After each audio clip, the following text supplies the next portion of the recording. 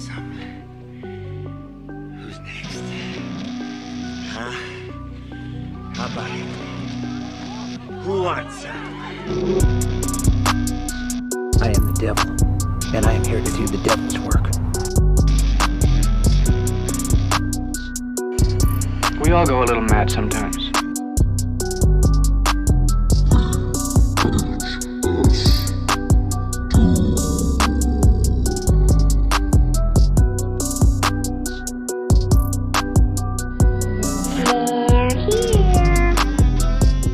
Well, hello, everyone, and welcome back to the very best place that you could be in the entire world. Your favorite place to be, the VHS Doom podcast and rental store. Mikey, did you hear the new theme? It's amazing. I love it a lot. It's pretty cool, right? I'm pretty proud of it. I found some of the beat background track, and then I added in a bunch of those different quotes, and then I threw on my own guitar. Man, it's pretty cool. I like it. I'm having fun with it. So hope everybody out there liked it too. All right. Well, welcome back, everybody. We're glad to have you here again. This week, we're really excited because we're covering another fucking Italian movie. I do it to mess with you. You're doing a good job. Yeah. Last week we had a ton of fun. Got a little bit out of the box, right? So we did a Western. So I actually kind of wanted to check really quick, Mikey, the how we did overall on our listens. So we did Freddy Krueger, Nightmare on Elm Street the week prior. And then last week we did a Western. So I didn't really know. We're kind of in the horror vein, right? For the most part. We do yeah, for the most part. We'll throw in a few non-horror episodes, but let's check out our analytics really quick. So in general, we have 451 total plays. Thank you guys so much. That's really awesome. Much. That's unbelievable. We have 14 Spotify followers. We only had 11 2 weeks ago. That's crazy. So hey, that's pretty cool, man. Yeah, but episode-wise, still leading the pack is our double feature of good old Cannibal Holocaust and Faces of Death, followed by our deep dive into George Romero at 36 listens. That's pretty cool. That was episode 3, right? Yeah. That's crazy. So A Nightmare on Elm Street has 15 listens already, so it's climbing the pack. The Good and the Bad and the Ugly only has 6. So, I mean, it's a Western. Most people are probably listening are horror fans, so. Right, exactly. We kind of halfway expected that, but honestly, I had a lot of fun with the theme of just playing the theme song over and over. Actually, did I leave it in here?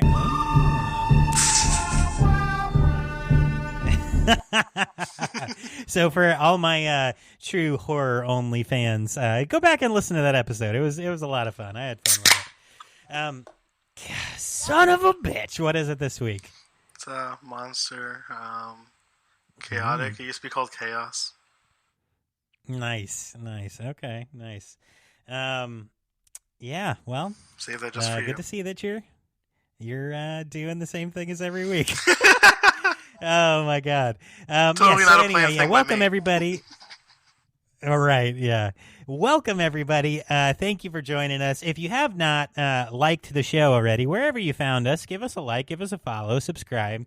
If you're listening on Spotify or you're listening on Apple Podcasts or wherever you listen to the show, hit the subscribe button. We've said it a couple times, but if you subscribe, you'll find out that you get an early show, like a midnight show to the show. It comes out not on Saturdays, but on Friday nights. But you'll know that if you subscribe. I mean, you know it now, so I guess I gave away the secret, but whatever. Yeah, subscribe. And then also, if you have not, head on over to vhsdoom.com. That's our website where we, put all our cool stuff and all the episodes. You can find all the episodes there kind of lined up. But we also have a merch store. Scroll all the way down to the bottom of the website. You'll find the VHS Doom merch store. We just, I think the latest shirt that we put out was Night of the Living Dead. I think I want to do a torso one, actually. That'd be really fun. Do. I think it'd be fun. So Mikey and I will probably work on that this week and try to get a torso shirt out. Also, I was kind of good and the bad and the ugly shirt would be dope, man. I don't know yet. But anyway, so check out the merch. If you guys want, buy a shirt. We also have our staff shirts. Like if you're watching on YouTube, every week I wear my staff shirt because I fucking work here. You can pick one of those up too. All proceeds. I'm wearing a mortician shirt right now. Yeah, Mikey never wears the proper uniform because he's a fucking an internal bleeding hat. Yeah, he's the most badass employee that works here. He never comes in uniform. It's our store. He even wears his hat backwards. Ugh. I always do. I know. You remember when we worked in restaurants and that was like so frowned on? Yeah, I never did that though. I couldn't really do that. It just feels weird, like for 12 hours. Like, cause remember I used to do the doubles. It's like it would be feel like this part on your head. Yeah. Right. Yeah, man. They used to give such a hard. They gave us denim hats towards the end of it, right before COVID hit. Oh yeah. Yeah, they were disgusting. Yeah, that's really gross. Anyway, so check out the merch store, pick something up. All proceeds go to supporting the show and also getting Mikey a Mikey. So he doesn't, if you're watching on YouTube, he doesn't have to wear that Xbox mic anymore and he can get a little microphone. So anyway, we haven't sold one shirt. So whoever is the first person to buy a shirt of any kind, I will invite you to be a guest on the show. We'll interview you and be like, why did you make such poor life choices? We have mugs too. We do. We even made fucking mugs. If you want to drink your coffee out of a VHS Doom mug, that'd be cool. Anyway, whatever. That's enough pandering. Thanks for coming back. We love you guys. You're awesome. So yeah, like I said, we're over 450 listens, 13 subscribers. Thank you so much. Or 14 subscribers. I was just checking our email before we started the show to see if anybody sent anything. And I did have one person reach out, but they were trying to get us to let them edit the show from like a professional account. So, sorry, not looking for that. But if you don't want to get paid and you want to work alongside us, that's cool. We have openings here. I think Hoscock quit, right? No, he got terminated. Oh, he got terminated? Yeah, the Nazis threw him into the trash when they broke in. I see. I think somebody's missing their echo cancellation. Oh, crap. Hold on. Sorry. Did I not click? Wait, where is it?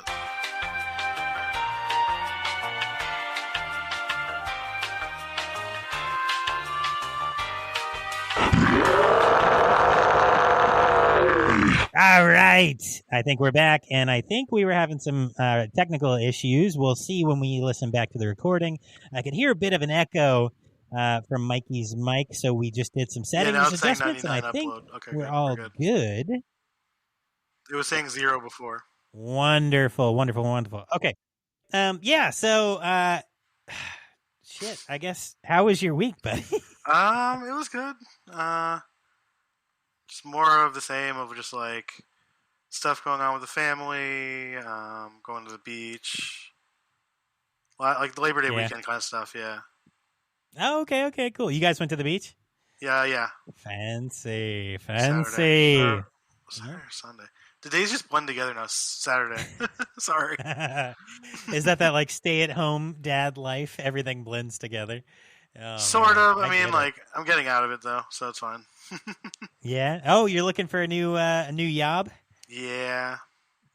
Okay. Well, sorry, I can't allow you to go work somewhere else because we have so many rentals that we do every day. I'm not supposed to be here today. Right. I'm not even supposed to be here today. Yeah. Okay. Cool. What kind of movies did you watch this week, bud? I watched. You're gonna laugh at this one. I feel like I watched all Sergio Martino movies. Nice. Okay. Because we were getting ready for Torso, so I watched. Well, let me just bring the last one up. So I watched 3 Sergio Martino movies and 1 Pupi Aveti movie. Pupi Aveti. So first one was from 1978. The Slave of the Cannibal God, or it was also called The Mountain of the Cannibal God. It's a cannibal movie by Sergio Martino. A woman and her brother fly to New Guinea to look for a lost expedition led by her husband, which has vanished in the jungle. There's some unneeded animal violence in this movie that was like a scene was copied from this movie into another one. I forget which one, where a snake eats a monkey alive. Like you see it. Oh. Yeah. Oh wow. Okay. Other than that, it's a really good cannibal movie. It's one of my favorites. Okay, I've never seen it, but it's been on my list. You should. So. It's really good. All of the Colors of the Dark. This is a giallo from '72, a year before Torso, actually. A woman recovering from a car accident in which she lost her unborn child finds herself pursued by a coven of devil worshippers. Okay. It is one of the most trippy gialli I've ever seen. It's really good. The cast is amazing for that time period. Edwidge Fenech, which she's in a lot of these movies. Yeah. She was I would say she was like Martino's muse for most of his gialli. Okay. And George Hilton's in it, another famous actor who's from Italy. Ivan Rasimov, who is in Diodado's Jungle Holocaust. Mm-hmm. It's a really good movie. If you like really trippy things, or you just like gialli in general, and you've never really dug deeper, this is one of the best ones. Okay, cool, nice. Next one. This one is Case of the Scorpion's Tail from 1971. Sergio Martino again. An insurance investigator tries to determine irregularities in a policy of a heiress's dead husband, but soon finds himself a suspect of her murder. Another one starring George Hilton and starring Anita Stringbird. Okay. It is also written by Ernesto Gestraldi. He wrote a lot of Italian, gialli and post-apocalyptic Mad Max ripoffs. Okay. And action movies too. It's really good. And then the last one, House with the Laughing Windows, okay. from 1976. It's Stefano, a young restorer, is commissioned to save a controversial mural located in the church of a small, desolate village. And then some crazy stuff happens. And the ending is wild, too. Okay, nice. This is really good. This is from 1976. Cool. And how was your weekend? Oh, man. Or week? My week was fucking wild. Just crazy stuff at work going on, my other job. When I'm not here every day forever, I do another job, and there was just drama, man. There's we get demon drama here. We get little Scabby Main and little Scabby Main 2 and little Scabby Main 3. And we'll have Balthy drop in. He hasn't dropped in a while, but he'll fuck some shit up. But real life work, there's always some bullshit going on. So, yeah, it was some bullshit, and that's that. I'm not gonna talk about it. Personal life, it was great, man. I had a good weekend. I hung out with Ari. We did a lot of fun stuff. We were out. She has this little play place outside, which has a couple slides, and she can climb on it, one of those little play school kind of deals. But it's got a steering wheel on it, so she started calling herself Captain Ari. Captain Ari saves the day. She's That's so cute. Yeah, look out for the bushes, and so she started saying, "Big waves coming, a big wave's coming." I guess she got that from Dora or something. So I took a little bucket of water, and I chucked it at the thing, and it splashed, and she went, "Wow!" It was so cool. So we just had a lot of fun. It was a really good weekend with the fam. I did not have time to watch much, but I did watch something. So yeah, of course I watched Torso, which we're going to be covering today, but I also stuck with Sergio Martino. Now, Sergio Martino he's directed over 45 films, so you can really everything is very different. It's very, very different. The movie I watched, I kind of let last week's episode bleed in by watching a spaghetti western, and I watched A Man Called Blade, or Manaha. I think that's how they say it, Manaha or Manaja. But A Man Called Blade from 1977. It stars Mauricio Morelli, Felipe Leroy, John he's Steiner. in that movie I just got. Oh, yeah? Magnum Cop. Yeah, he's the star of Magnum Cop, Mauricio Morelli. Oh, okay, gotcha, cool. Yeah, it's Police Attache movie. Gotcha. Well, it starred John Steiner as well, and John Steiner he's an English actor, but he played a German cowboy villain. So it was like there's a lot happening there. It was really fun. The music. Okay, so I know, Mikey, I already sent you a clip, but I'm about to play a clip right now of the theme from A Man Called Blade, because it's the deepest, most ridiculous vocal line ever. Here, enjoy. It is.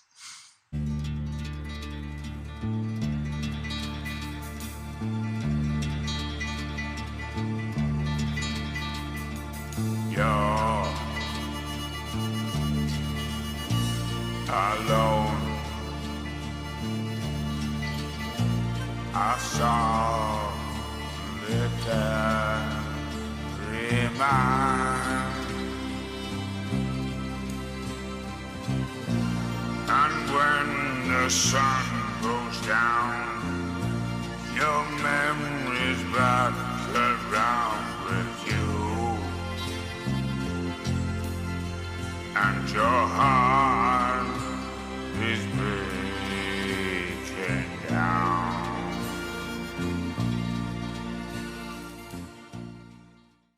Fuck yeah. So, for those of you on YouTube, we'll add it in. I hope you see that too. But I feel like I've seen it before. I'm not too sure. It might have been like one of those like random sets I have. No, he was your father's land. It was so stupid. Anyway, so that was a lot of fun. Essentially, like the plot, it's a bounty hunter. He's armed with a hatchet. Instead of a gun, he's hired by a crippled mayor to recover a kidnapped woman. The kidnapped woman is the mayor's daughter. But there's a ton of stuff that happens before that. It's just a fun movie. But yeah, and then there's even like a secondary subplot that's like you find out his childhood was based in the same town. Dun, dun, dun, like wild. So good on Sergio Martino for making that fun ass Western. So that's really it. Outside of Torso, that's all I watch. So not as much fun, but as some weeks when I've watched 8 ridiculous movies. So anyway, I tried to on Sunday and I just passed out and I woke up at 3 a.m. on the couch. What the hell happened? That's the thing. I'm old and I work. You know what I mean? Like, you have Sammy. You have to get up early. How can we stay exactly. up? I don't know, man. And I'm like running around all day just trying to figure out what we should do. Right, I know. Yeah, how can you stay up past like 10 o'clock? I don't know. I mean, I usually make it till like 11, and then I'm like dead on the couch or in the bed. Like, I worked overnights, and like I can't even do it anymore. Holy shit! Yeah, for real. So. Anyway, we do our best here at the VHS Doom rental store or podcast and rental store to come up with some great titles for you guys. You know what? We need to get you sponsored by Monster. And I'll get sponsored by Diet Dr. Pepper, and then we'll be solid. Ew, fuck. What? Did you get some of the cum on your arm? Oh yeah. Last week, the Cum Pizza or whatever it was. Cum Pizza. That's our neighbor next door. So our neighbors here at the shopping center, we have Cum Pizza. We also have the corner store. It's called Quickie Mart, and then we have what else do we have? We had a Blockbuster. Are they still open? Oh no, they disappeared after Scabby went to talk to them. Oh, Into the Void. Okay, gotcha. Yeah, the whole building went too. Bro, Scabby is my boy. He's my boy, Scab. Jimmy's in the void right now too. So yeah, he can't even, come out for the show. Dude, I saw that. I saw that on Twitter that Jimmy got taken into the void. I hope he's okay. Hope he's all right. He's good. Yeah, he's just moving. Yeah, cool. Well, moving sucks. Moving's the worst. I hate it. I've done it way too many times. So I feel for you, Jimmy. I hope you're doing all right, buddy. And I hope if you listen to this, you get a little morale boost dealing with all the bullshit. So you're the man. Don't forget it. And Dab a Death Gang forever. Hail Scabby. All right. So before Scabby Man Worldwide. Scabby Man Worldwide.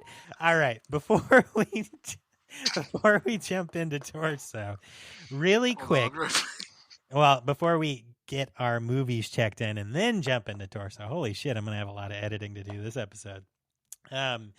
I did want to say, we would love if you guys consider yourselves to be directors, or you are in a band, or you're an artist who deals in some sort of multimedia, and you have something that you want to promote. We would like to start doing some interviews here at the store.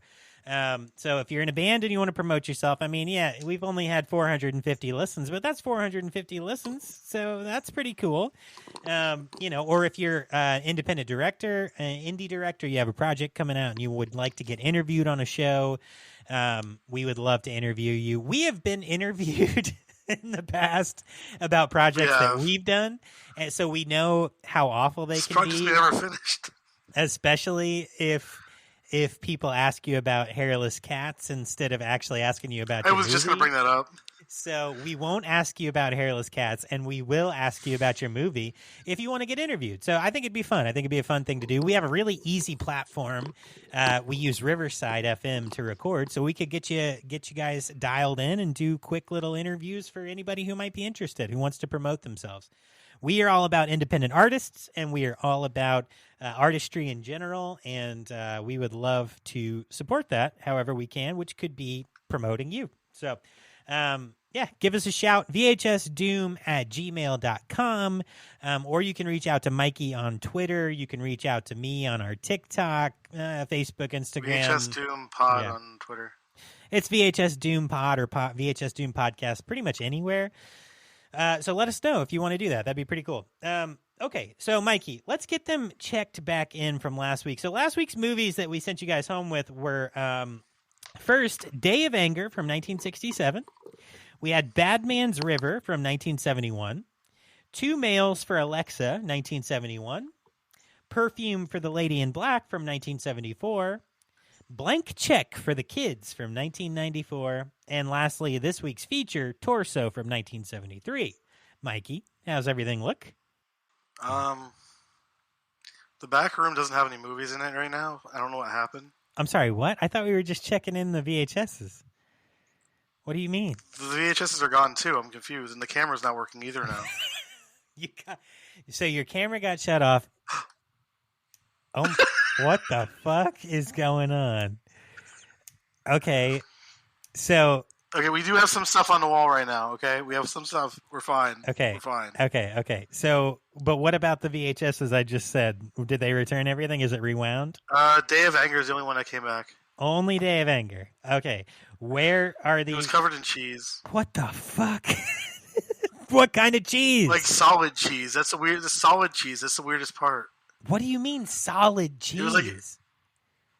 It was encased in like a block of cheese. Like Velveeta? No, like human cheese. Human cheese? What the fuck even is human cheese? You're trespassing on my property. You didn't win in my yard. Wait. All of you. Daddy, chill. What the hell is even that? Get everybody out of my yard. What? Where are my fucking movies, bros? Okay. You guys have until the end of this fucking episode to get me those movies back, or oh wait, they're right here. Okay, where are they? Is this it? What is that? Cannibal Man? Was that on the list, Mikey? Or was it this? Is this it? Bro, what the fuck? 4 Flies on Gray Velvet. Did I say any of those titles? I mean, do you even work here? Do you even work here? What is happening? Sometimes I think that you're the one. Why is this? The doll. What the fuck is happening? Bro. Yeah, they're fine. No, that's not fine. It's not fine. We'll be okay. You can't just say it's fine. Like, no, none of the movies came back. It's fine. Like, that's how we go out of business. What the fuck? It's only one time, man. What? We're going to have to buy new movies for the store, actually. It's every week. It's not one time. Bro, last week I chopped your arms off with machetes. The week before that, I fucking had to use a... I can't remember that at all. I had to. I have both my arms, too. Oh, that's good. I had to hit you with a fucking fire extinguisher 2 weeks ago. Something is happening here that is not right, and I don't know how to fix it. But Okay, do you feel okay? Are you okay? Have you lost your fucking mind? Is Scabby in you? Okay, that's what I was thinking. Hey, Scab, are you fucking with Mike? Did you turn off Mikey's camera too? Okay. I don't like being looked at when I'm possessed. Oh yeah, did Jimmy dox you or the kids last week? I can't remember. All of us. All of you. Is that what? After the car accident. Is that what? You got in a car accident? Oh no. I don't know what happened. I woke up in your store. Oh. My pants are off. What's happening? You mean Mikey's pants are off? I don't know. Why is Mikey's pants off under the counter? I don't know what's happening. Okay, well. Wait, hold on. What just happened? Why are your pants off? I wasn't wearing pants, but now I am. I think Scab put pants on you because you were pantsless. Why weren't you wearing? No. I had pants on. He took off my pants. No, he said, where are my pants? Holy fuck. I'm going to fucking burn this whole store down. This is a curse. This is a blight. Okay, let's just talk about the movies, I guess. All right, here's what I'm going to say. Customers, when we give you movies, you need to bring back the same movies. And I don't know if it's Mikey just fucking with me, because he's not even fucking wearing pants over here. But please, I'm wearing pants. No, stop. Just stop. I'm gonna set you on fire, and I'm gonna slam you through the table over there. Just make sure they're rewound, and we'll be fine, and bring them back because I'm not made of money, and you're only paying me $3 a week or a month or whatever. So anyway, all right, whatever. Human cheese. Human cheese. They pay you in human cheese. Yes, you pay me in human cheese to go with your pulled pork sandwich. Pulled human. Are you making any pulled pork this week? No, not that I know of. I am. I'm actually making pulled chicken this week. Oh, awesome. Yeah, it'll be really good. I'm making with baked potatoes.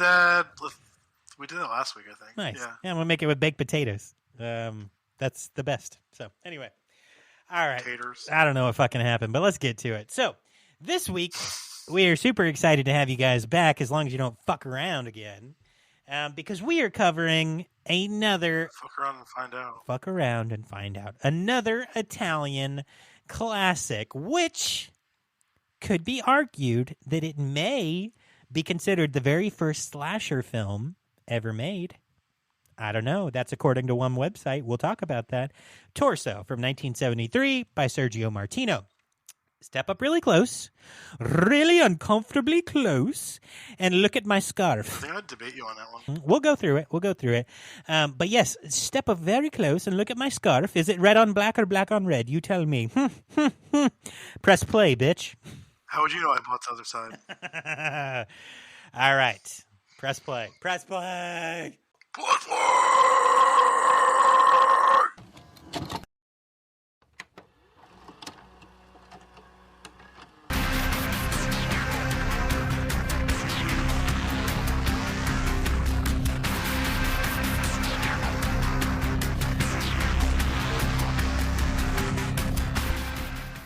Enter the bizarre world of the psychosexual mind. From Carlo Ponti, who brought you Dr. Zhivago, now...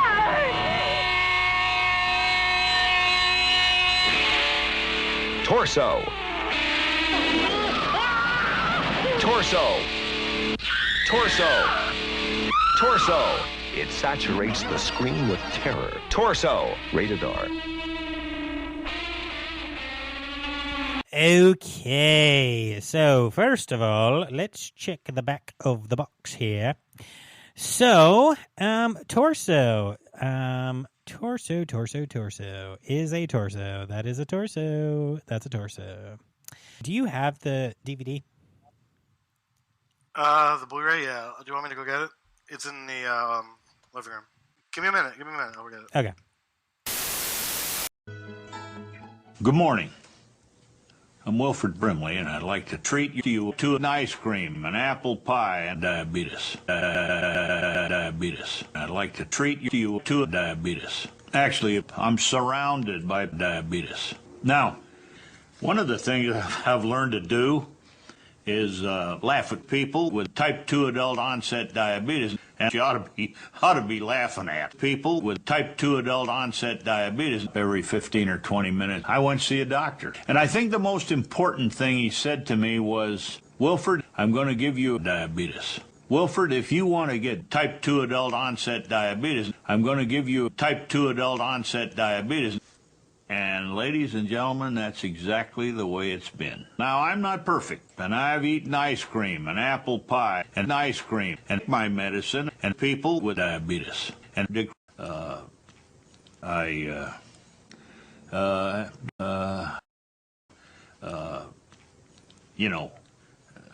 have a good day. This presentation is brought to you by Liberty Medical, helping you to manage your diabetes and get the supplies and support you need so you can live a better life. Sorry, I was trapped in Gobelini's mansion. Ah, yes, that is infinite. Okay. So this week, Mikey is going to read the back of the box for us. What does that say, Mikey? All right. A series of sex murders shock a college campus. 4 young, beautiful girlfriends head for safety of an isolated country villa, but as they succumb to their own erotic desires, the weekend of pleasure becomes a vacation to dismember at hands and blade of a sex maniac, I guess. Got you. Okay, yeah, so according to IMDb, someone is strangling co-eds in Perugia. Is that how you say that, or Perugia? Pierogies. The only clue is that the killer owns a red and black scarf and Pierogia. Pierogia, it's me, Mario Pierogia. And police are stumped. American exchange student Jane. It kills me every time. Yeah, right. And her friends decide to take a break from classes by going up to Danielle's uncle's villa in the country. Unfortunately, the killer decides to follow, and the women begin suffering a rapid attrition problem. Bum, bum, bum. Murder, murder, murder, murder, murder. I love the mask. Yeah, that is a pretty good mask. So this film is all over the place. Before we get into the plot or any sort of details, it doesn't have nearly as much of a written history as some of the other films that we've covered. So we don't have a ton of notes about this film outside of the plot, production notes and things like that. Harder to find on a film that's not nearly as popular as, say, I don't know, what's The Good, the Bad, and the Ugly, which we could have talked about for 8 hours, right? But we'll do our best. So we're going to talk... Or Argento's Deep Red. Right, exactly. Oh, my God, dude. The notes for, like, the sources for Deep Red go on and on and on and on. That's not the case for Torso. So we'll go as far as we can. Yeah. So real quick, we'll talk about Sergio Martino. And Sergio Martino, despite having directed 45 films and actually still being active as far as I can tell, even though he's 85 years old. He was That's awesome. Yeah, he was at one point considered one of the best directors in Italy. But I still think he is. Yeah, but at the same time, even he has nowhere near as many notes about himself as someone like Sergio Leone, or Dario Argento. Leone's like, those two are like maestros. Right, exactly. So I feel like. We don't have nearly as many notes on Martino either. So again, this episode may be a little shorter. Don't get mad. So Sergio Martino was born on July the 19th in 1938. He's an Italian film director and producer, notable for his contributions to the giallo genre.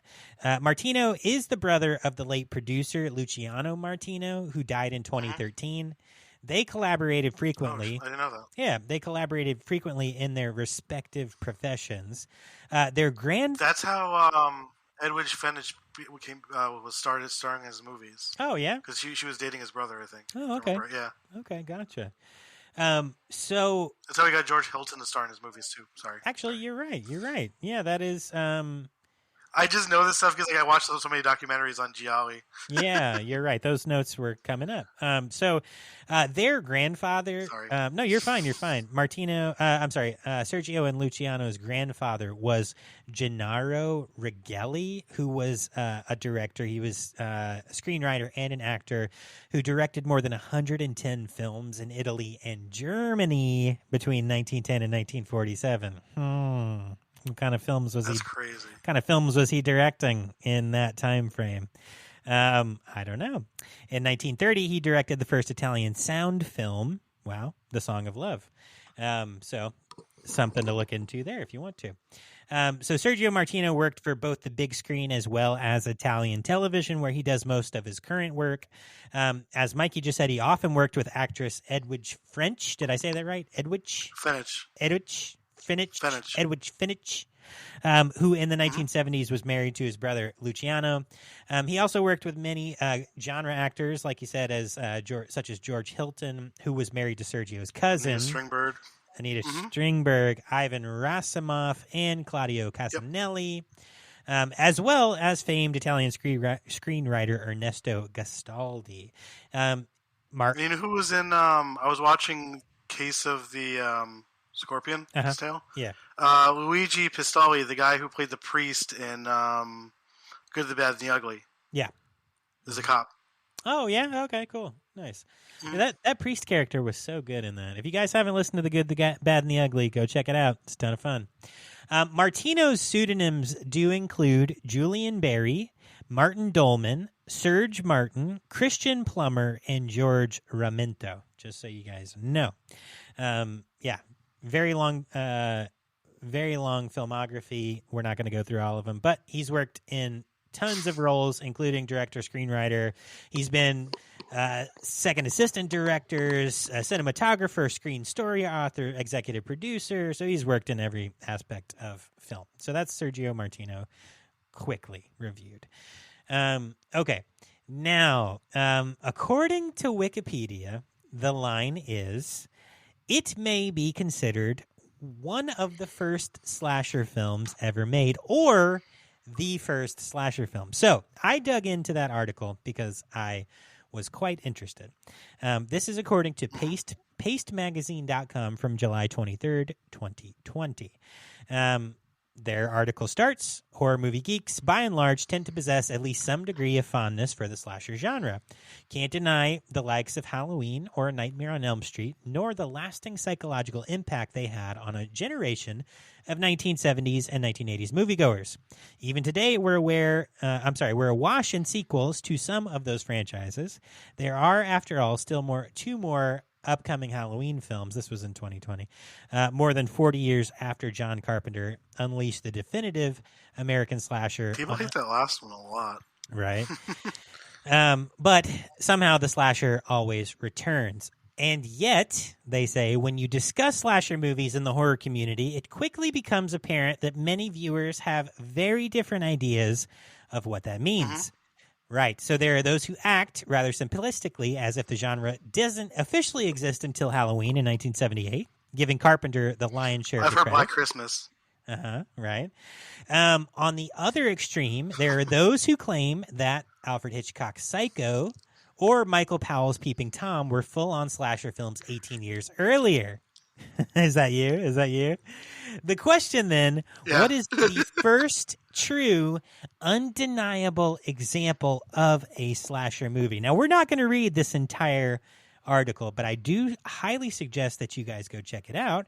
The title is What Truly Was the First Slasher Film? A Paste Investigation by pastemagazine.com.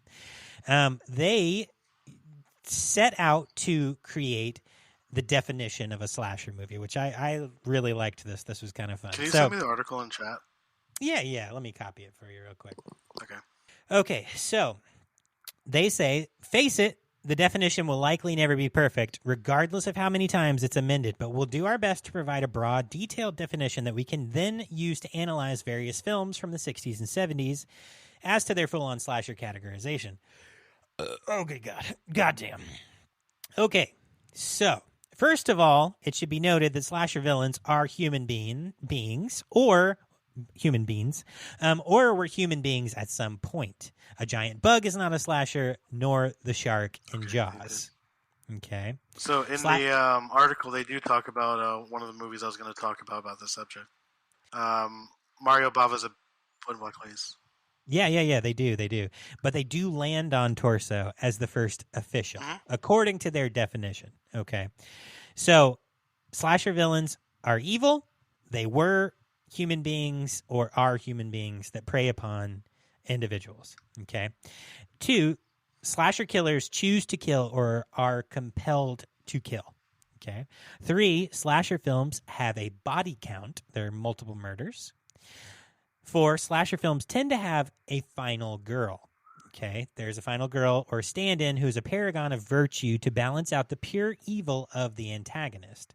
Sometimes that role of the final girl is arguably split between multiple characters, as in the film The Slumber Party Massacre. Rarely the final girl is a boy, as in Nightmare on Elm Street 2, but the rest of the same rules apply. Okay. Number 5, slasher films are structured around graphic killings, the only real reasons for purchasing a ticket. Those killings tend to take place over short periods of time, often, but not always, in remote locales that are far from help. Many of the killings happen in secret. Okay? Characters start disappearing. Number 6, because the killings tend to happen over short periods in secret, we rarely follow police or detective investigations in true slasher movies.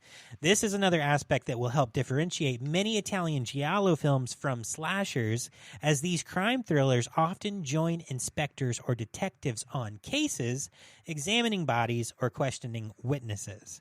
Giallo protagonists, meanwhile, are often wrongly accused in relation to these crimes and may be trying That's only a certain type of giallo, though. Trying to clear their names. So, like Deep Red, right? Especially when the murders in these movies are highly publicized. I talked about last week, Perfume of the Lady in Black. Mm-hmm. That one is very different. It's more like she's going crazy.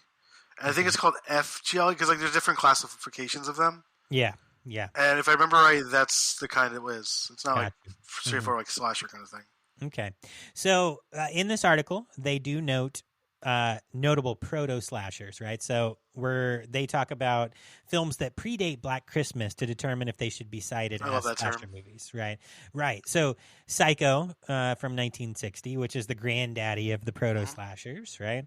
Peeping Tom from 1960. We have Blood Feast from 1963 by Herschel Gordon Lewis. Straight Jacket from 1964 by William Castle. Blood and Black Lace by Mario Bava in 1964. Oh my God, what a beautiful movie. It is. Have you seen it? It is. Yes, I have. Okay, yeah. I gave it to you, yeah. You did. Yeah, so the note on that, what they say, this is a quote, one of the most influential gialli ever made, Mario Bava's Blood and Black Lace is a sumptuous-looking film that initially plays very much like a slasher. It has a cast of nubile young ladies, all of whom are stalked by a shadowy masked figure. It has long, drawn-out sequences of pursuit and killing that would fit right in with later slashers. The film, however, has no final girl, according to their criteria. So because it more or less kills off all of its protagonists by the time we reach the third act, they don't consider it to be a slasher, a true slasher. They also note 10 Little Indians by George Pollack in 1965, Fright by Peter Collinson in 1971, and then they talk about A Bay of Blood, which would be also known as Twitch of the Death Nerve by Mario Bava in 1971. Now, they say here... It's going to talk about what I told you about. Right. They say here, quote, now we're getting into really interesting territory. Mario Bava pushed the boundaries of gore and violence in the giallo genre forward in a big way via this movie. We're only 7 years past his Blood and Black Lace at this point, with the kills getting way more gruesome than in his previous films, looking like they would be right at home on any golden age 1980s slasher. In fact, they were, as 1981's Friday the 13th Part 2 blatantly copies not one, but two of these kills. First, the machete to the face, right? And then the instantly iconic impalement of two lovers mid-coitus. So if you're scoring the kills alone, A Bay of Blood is totally a slasher film. But, yes, right. once you take a look at the wider plot, A Bay of Blood starts to disqualify itself according to their criteria. There's no real final girl. As in Blood and Black Lace, it ends up being a film about a bunch of self-destructive, greedy people without a true protagonist. The killings are also... That's what most Jelly were. Right. The killings are also committed for financial gain and inheritance, which is just about the least valid slasher villain motivation that there is. Although the film... That's what they say. Although the film has kills that would eventually go on to get copied exactly in the slasher genre, a group of people fighting to inherit a bay does not a slasher film make. Again, just quoting this article. Now, they do talk about Frenzy from 1972 by Alfred that movie Hitchcock. So much. That's his last movie he ever second to last, my bad. But yeah, I love that movie a lot. Yeah. You know what? I have not seen Frenzy. Don't kill me. The killer uses a tie. Ah, well, that sounds familiar. Okay. Okay, so... He has a cameo and it's pretty funny. Oh, yeah? Well, he has a cameo in all of them. What's he do in that one? I think he's, like, just in the crowd or, like, swimming or something, if I remember right. Nice. Yeah, something funny. So they also mention Home for the Holidays from 1972, which is an obscure TV horror movie which revolves around a family patriarch who's played by Walter Brennan, who believes his second wife is plotting to kill him. So it's a slasher it's the disguised killer has a particularly slasher feel, possessing the sort of unique look essential for the genre, but the motivations for the killings are eventually revealed to primarily stem from a family drama issue and greed, rather than psychotic, evil origins, right? 90% of the way is what they say. And finally, they get to, according to their research, the earliest full-on slasher movie awarded to Torso by Sergio Martino. I like that first paragraph a lot. In 1973. Yeah, we'll read it. So, quote, finally, we've arrived. The first film to adequately meet all of our slasher criteria, thereby qualifying it as the undeniable first slasher movie, at least as far as our 6-point definition is concerned. So they do note that is their criteria, not everyone's. It's not a work by Carpenter or Hitchcock or even Bob Clark. It is a giallo, and it's not a well-known entry from Bava, Argento, or Fulci. No, it's Sergio Martino by a nose. This is Torso, a gritty 1973 feature that fills in the slasher blanks that Bava's A Bay of Blood couldn't quite complete. It contains so many slasher bona fides that we simply can't withhold the title from it. So, the final girl, that's really what ties it all in. The final girl in Torso, who was played by Susie Kendall, she's a British retired actress. Starring a lot of them. Yeah, she worked from the 60s to the 70s, so she was known a lot for her work there, but I think she's still kicking, actually. I think she is still alive. She is. She stopped working in 2012, but she worked up until 2012, and she was born in 1937, so good on her. But yeah, so I thought that article was really cool.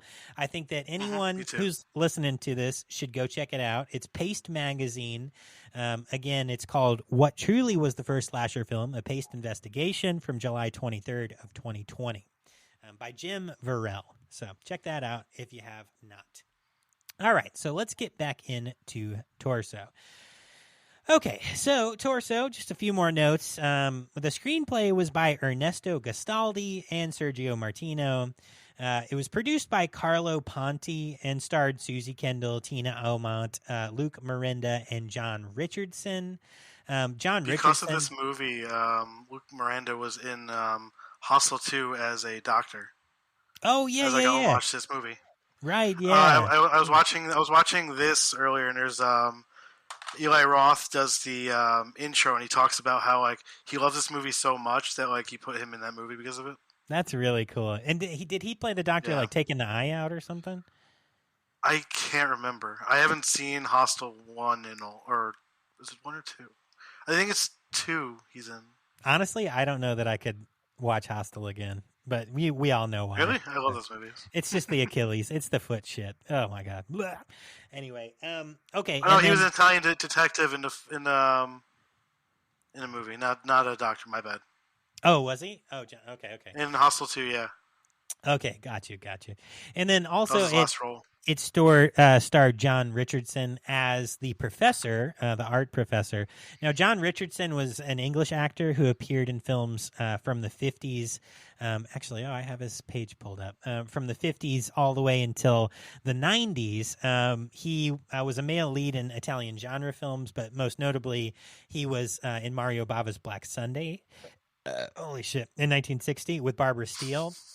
But he's also known for playing the love interest of Ursula Andress in She in 1965, and then of Raquel Welch in 1 Million Years BC in 1966. That's a good movie. Yeah, for sure.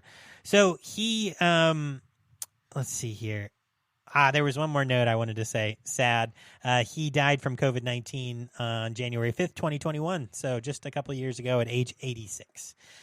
So rest in peace, but some good stuff that he did. Thanks, John Richardson. Oh, fuck. All right. So moving on. So let's go through the plot really quick. Mikey, we'll make this kind of an informal plot review, and we can just talk about some of the stuff that we really liked. I'll read through what they have on the Wikipedia, and then we can just chat about it. So, in that's Perugia, what I thought we were going to do for this episode. Yeah, I think we'll just chat and make it informal. It's not as nearly as intense of an episode as like The Good, the Bad, and the Ugly or something. Or it's an intense movie, though. Yeah, it is. It's an intense movie, that's for sure. Man, it's like nudity galore in this film now. Holy shit! And you know what I find? I feel it's like one of the sleazier ones. Yeah, I feel like Sergio Martino had a thing for swamps and mud. So when I was watching A Man Called Blade, which I watched after I watched Torso. So in Torso, there's the scene where the girl's kind of like stomping through the mud and like the swamp and the trees, and she gets killed in the iconic swamp. scene with the lights in the woods. Yeah. Right. Yeah. So in A Man Called Blade, they also have like a swamp scene where in the very beginning, Blade cuts off a guy's hand with his hatchet in a swamp. And then later on, there's like a fight in the mud. The dude loves swamps and muds. I don't know. It's just funny. Muddy swamps places. and muds. Swamps and muds. I'm going to put that on a t-shirt. It's just your face going. VHS Doom, swamps and muds. Holy shit. Dylan approves. Dylan approves. So the plot in Perugia, pierogies, fucking in Italy, in a little town or city of sorts. The murder of several universities. You want to look up how it's pronounced. Nope, don't care. I don't care. Fuck Italy. The murder of several university students leads to a manhunt for a masked killer with a psychosexual disorder who uses red and black foliards, or why would they call them foliards? I guess it's a scarf that you can mix around your head. It's made out of silk, lightweight. It's Perugia. He uses. I went on Wikipedia and I pressed the pronunciation little sound they have. Oh, did you? Perugia. Yeah. The voice like Perugia. It's me, Perugia. I eat my baguettes. Oh wait, that's French. I don't know. We're too much in Europe for me. Flatbreads. I don't know. I eat my flatbread pizza. I eat real pizza. In the United States, they don't have pizza. They eat trash. They eat trash on bread. Yeah, whatever. Fucking shit, man. Okay, so he uses them scarves to be strangling. We need a torso shirt where it says.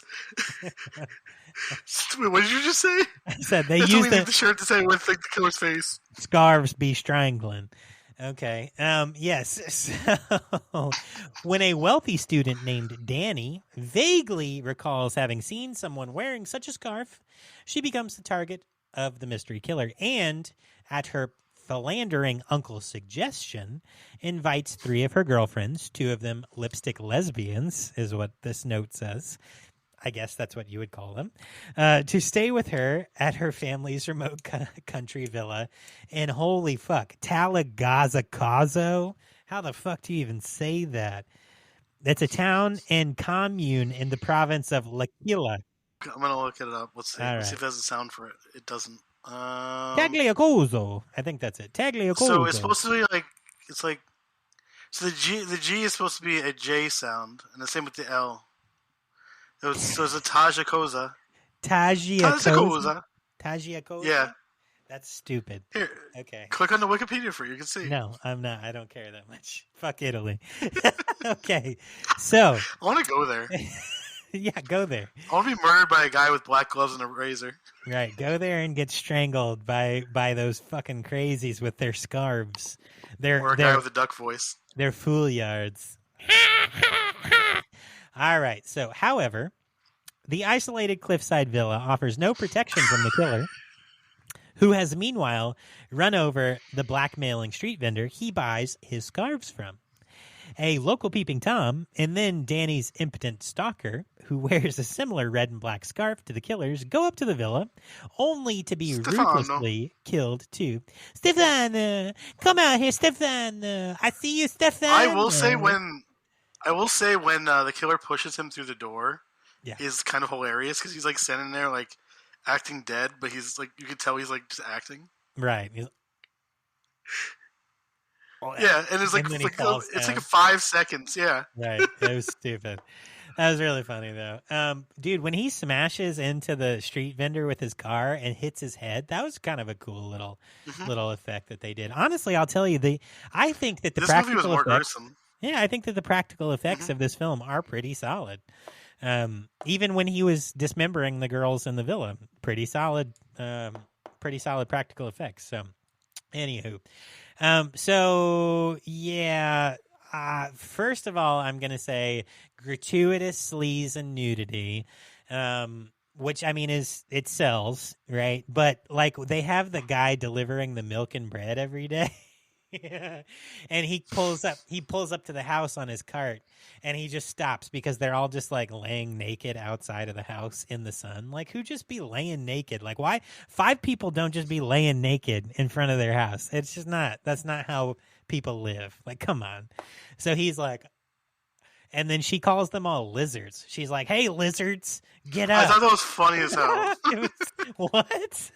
Anyway, that was ridiculous. So, okay. One of the girls, Jane, who is the American, sprains her ankle, and a local doctor comes and gives her a sedative. As such, she's asleep when the killer forces his way into the villa and kills her 3 girlfriends. Jane wakes up the next day only to silently witness the unidentified killer dismember her friends' bodies. Having disposed of the corpses, the killer locks up the villa and departs, locking her in her room, inadvertently leaving the injured Jane trapped inside. Later on, having realized that Jane is alive in the villa, the killer silently returns and reveals himself to her. Dun, dun, dun. So, in the beginning of the film opens with an art professor named Franz, whatever. Franz. Yes, Franz Kafka.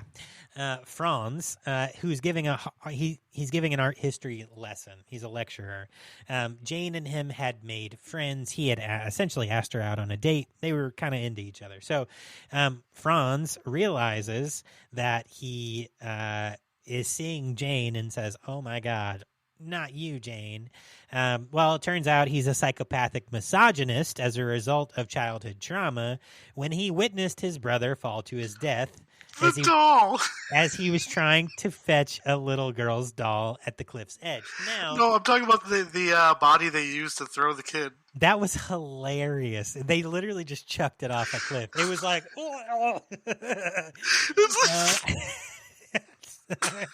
it just flew. But that scene was actually quite disturbing because obviously they only used the sound, but the little boy is like, "Let me see it." And she's like, "No." And he's like, "Pull it down. Let me see it."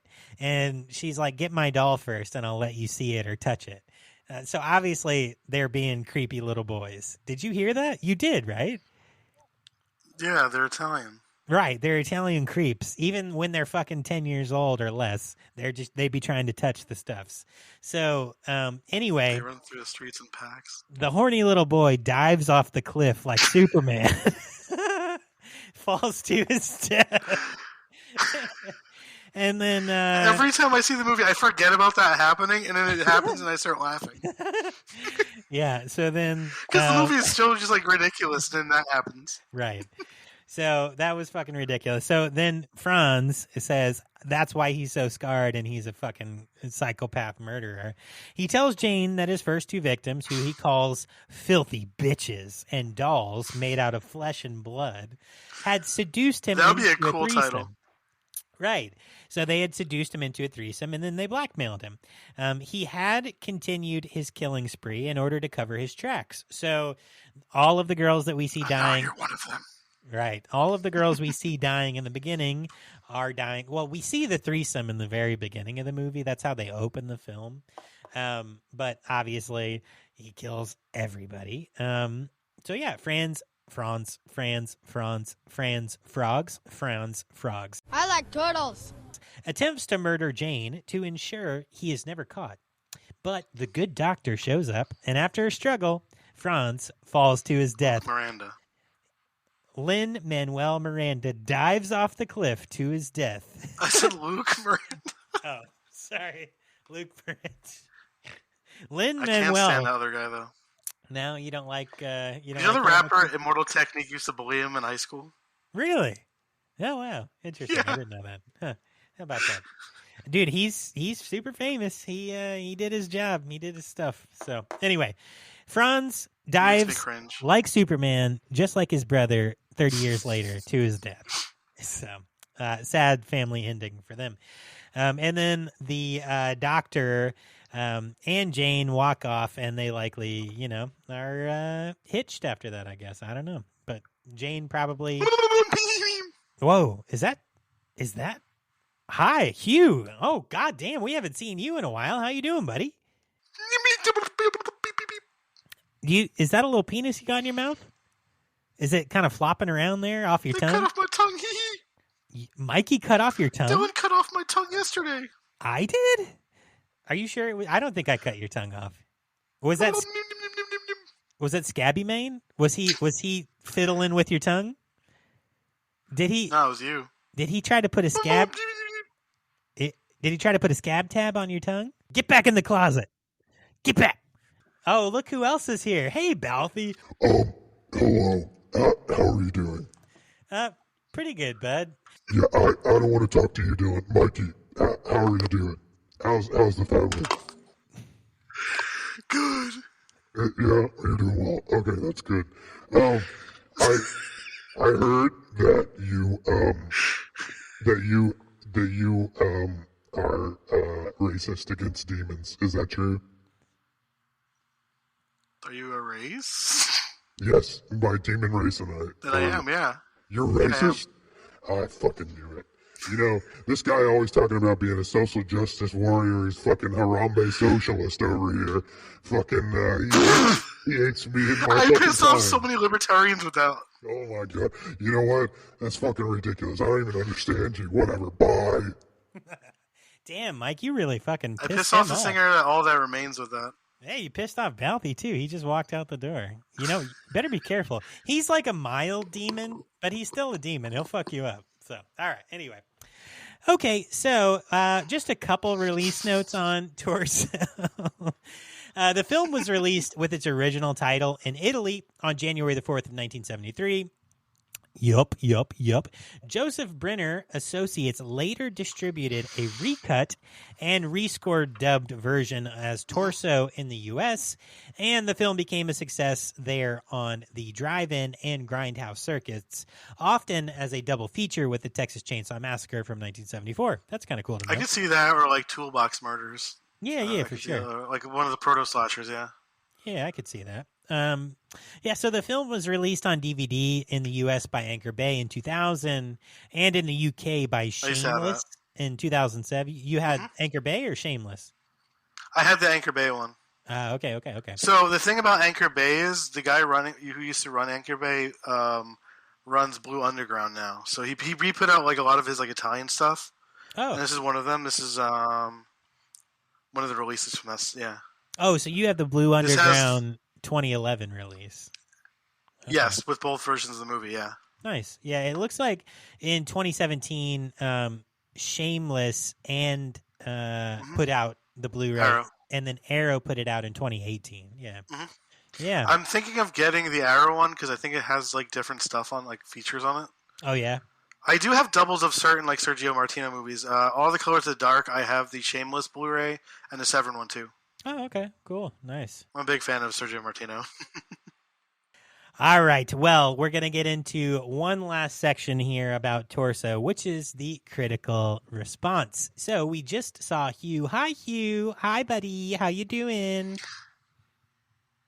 Oh, no, he's possessing me again. Who's Scab? Is that Scab or Hugh? What the fuck? It's a mixture of both. I thought Hugh was in the fucking closet. How is he possessing you? Is he getting stronger? Astral projection.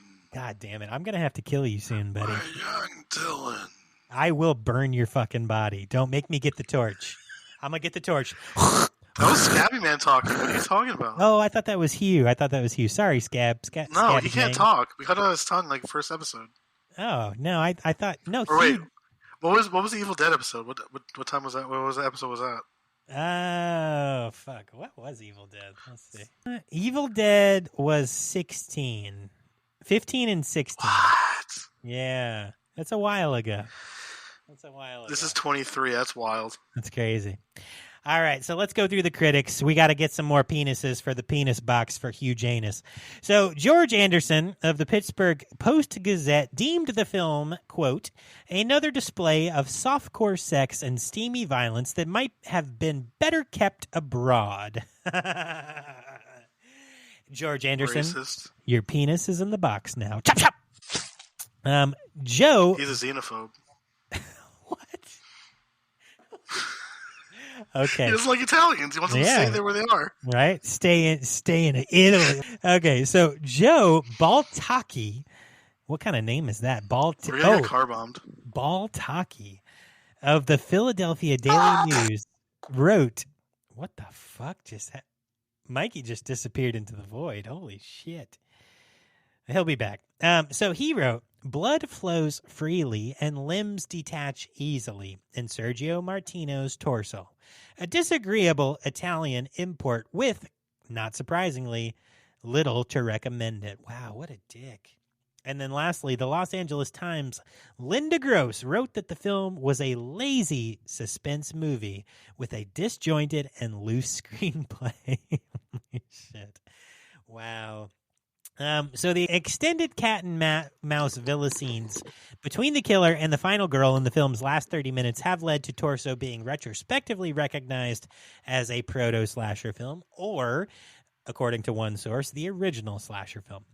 Quentin Tarantino showed his print of the film at the 1999 QT Fest, and fellow filmmaker Eli Roth has cited the film among his favorite gialli and an influence on Grindhouse and Hostel Part 2, both from 2007. Mm-hmm. Pop Matters gave it a 7 out of 10 rating, while Slant Magazine said it pales next to director Sergio Martino's more inventive sleaze thrillers, and that's from The Strange Vice of... compared to The Strange Vice of Mrs. Ward. And The Colors of the I have 2 copies of that one too. Yeah. I have the Severin Blue of that and the Shameless one. Oh, do you? Nice. Okay. That's one of my favorites also. Is it? All right. Nice. Sergio made a lot of good gialli, honestly. Yeah, for sure. He made a lot of films, man. I mean, a lot of films. So in their 2017 article, Complex named Torso the 6th best slasher film of all time. Interesting. All right, cool. Well, friends, as I said, the notes on Torso are not copious, but from IMDb, they estimate that Torso brought in $735,000 at box office. So not box office success by any means, but I don't know what the budget to produce it was. So that is not noted. Well, that is all I got. Okay, so anything else from you, Mikey? No? You good? You seem happy? You look cute.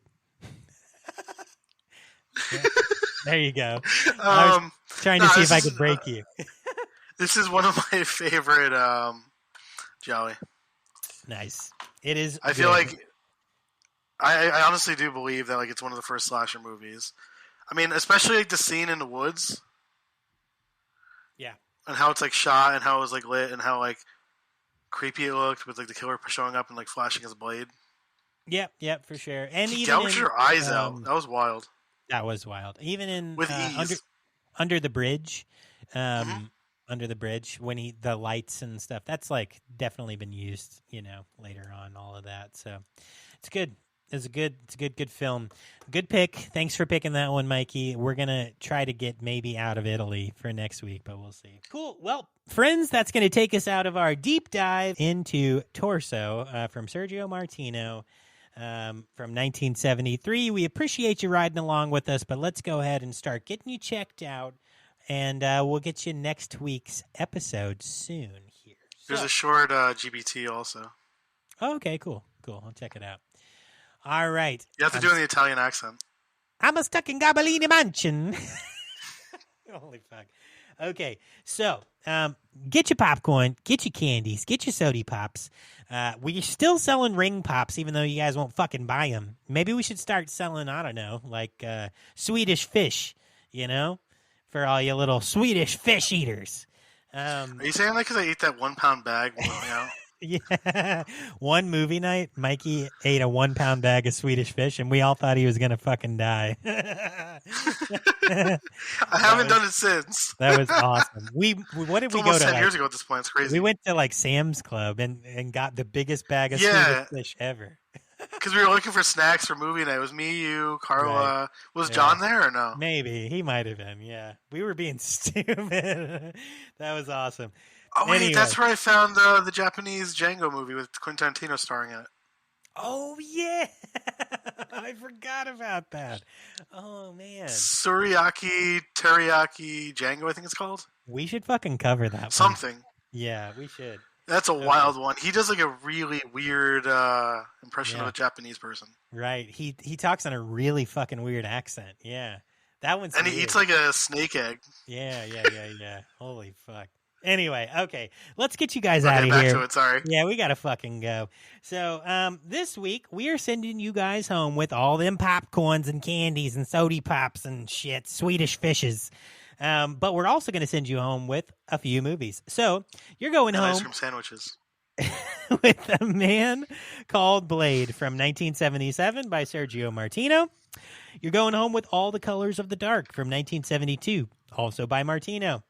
Slave of the Cannibal God from 1979, also by Martino. Case of the Scorpion Tail. I love him, so. It's okay. Case of the Scorpion Tail from 71 by Martino.